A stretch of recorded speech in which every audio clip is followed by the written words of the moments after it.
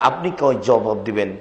আসলে এটাও চূড়ান্ত যে জাতিকে আমরা কিয়ামতের মাঠ বুঝাতে পারিনি, কবর, কিয়ামত, জাহান্নাম বুঝাতে পারিনি। যদি সত্য সত্যই বুঝাতে পারতাম তাহলে মানুষ বুঝতো কিয়ামত কি জিনিস, কবর কি জিনিস, জাহান্নাম কি জিনিস, তাহলে এ অন্যায় করত না। শরীয়তকে মূল্যায়ন করত, জীবনকে মূল্যায়ন করত, মেয়েকে মূল্যায়ন করত। এটা আমাদেরই ব্যর্থতা। আর যারা দিন প্রচার করছে তারাও 95% জন ধর্মের নামে মিথ্যা কথা বলছে, ধর্মকে ভাবেও না। আর যারা জুমার খুতবা দিচ্ছে তারা 98% জন বলছে যে জুমার খুতবা হবে আরবিতে, বাংলায় চলবে না। তাদের আরো বক্তব্য যে মহিলায় জুমা মসজিদে আসতে পাবে না, আসলেই মসজিদ নাপাক হয়ে যাবে। তাদের বক্তব্য মসজিদের খুতবা হবে আরবিতে। তাহলে আপনি খুতবা কি বুঝবেন? দিন প্রচারের সবচেয়ে বড় জায়গা হচ্ছে জুমা মসজিদ। 8 দিন পরে মানুষ একটা ধর্মের উপরে আলোচনা শোনে। দিন প্রচারের সবচেয়ে বড় জায়গা হচ্ছে ঈদের মাঠ। সেখানে বিষয় ভিত্তিক বক্তব্য হবে, জনগণ বুঝবে ইসলাম কি জিনিস। কিন্তু বক্তব্য হবে বাংলায়।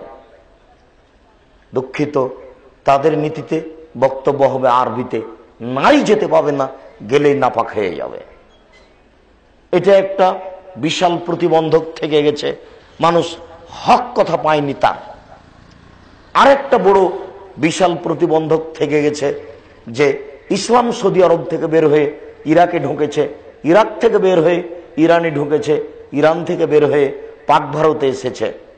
যারা নিয়ে এসেছে তারা প্রায় বেদাতি, তারা প্রায় তরিকাপন্থী, তারা ছিল চিশতি। তাদের হাতে ইসলাম থেকেছে 750 বছর। যাদের নাম মোগল, তারা ছিল শিয়া। তার বড় প্রমাণ হচ্ছে নবাব সিরাজউদ্দৌলা। নবাব সিরাজউদ্দৌলা নিজেই শিয়া। তার 1000 দরজার বাড়ির সামনে শিয়াদের ইমামবাড়ায় ইবাদত ঘর আছে, পৃথিবীতে সবচেয়ে বড়।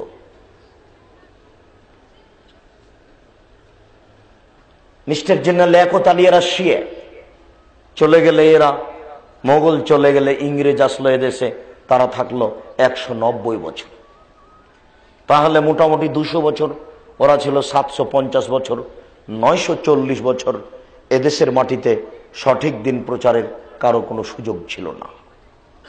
ইংরেজ চলে গেলে এদেশের উপরে ক্ষমতা প্রয়োগ করেছে পাকিস্তানিরা, তারা ছিল 24 বছর।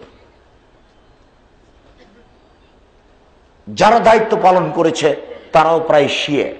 কাজেই এদেশের মাটিতে হক প্রচার রাষ্ট্রীয়গতভাবেও কোনোদিন সুযোগ হয়নি। আর যারা দিন প্রচার করেছে, আজও যারা করছে, তার 95% জনই মিথ্যুক বক্তা, ধোঁকাবাজ, প্রতারক। কেসা কাহিনী বলে দিন কাটাই। রংপুর, দিনাজপুর, খুলনা, বাগেরহাট, পটুয়াখালী, সিলেট 3 ঘন্টা গেল, কিছুই না। একটু টাকা কম হলে মুখ কালো হয়ে যায়। আগেই চুক্তি হয় কত টাকা দিতে হবে অ্যাকাউন্টে, কম হলে প্রোগ্রাম বাতিল হবে। যারা ধর্ম বিকৃত করে তাদের কাছে ইসলাম জাতি আশা করে কেন? কেসা কাহিনী ছাড়া তাদের দিন কাটে না। কি করে আপনি হক পাবেন? হক পাওয়াই কঠিন। এই ছেলেরা, ওই যে কয়েকটা লোক ওখানে দাঁড়িয়ে আছে, তোমরাই কি দায়িত্ব পালন করছো? কেউ তো দাঁড়িয়ে থাকতে পাবে না, বসর তো জায়গা আছে, পিছনেই বা মানুষ চলাচল করে কি করে? তোমরা এইখানে পাহারা দাও। কোনো মানুষ চলাচল করতে পাবে না এবং পাশে দাঁড়িয়ে থাকতে পাবে না। ব্যক্তিগত স্বাধীনতা বাতিল করতে হবে, সম্ভব না হলে কেটে পড়তে হবে। অনেক জায়গায় বাইরে আছে, বাড়িতে চলে যেতে হবে। যারা এখানে আসেনি, টিভি নিয়ে বসে আছে, বিশ্বলয়ের মেয়েকে নিয়ে বসে আছে, তাদেরকে আপনারা ঠেকাতে পেরেছেন? আপনি এসেছেন, আপনি ভদ্রতা বজায় রাখেন, নাহলে আপনিও চলে যান। আমরা আপনাকে দিন শোনাতে বাধ্য নই। পৃথিবী অনেক বড়। তবে আমরা বলেছি জাতিকে, আমরা যদি কোনোদিন উপস্থিত হতে পারি তাহলে অন্তত 10 কিলোমিটার আশেপাশে যত পরিবার আছে সবাই আসার চেষ্টা করবেন। মা, চাচি, খালা, ফুফু, ভাই বোন, আত্মীয় স্বজন, নানা নানি সবাই আসবেন। আমরা জাতিকে চূড়ান্ত সঠিক ধর্ম দিতে চাই।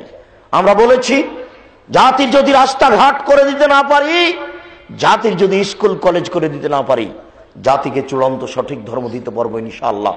ধর্মের ব্যাপারে জাতিকে ফাঁকি দিতে আসিনি, ধর্মের ব্যাপারে জাতিকে ফাঁকি দিয়ে পরকাল হারাতে রাজি নয়।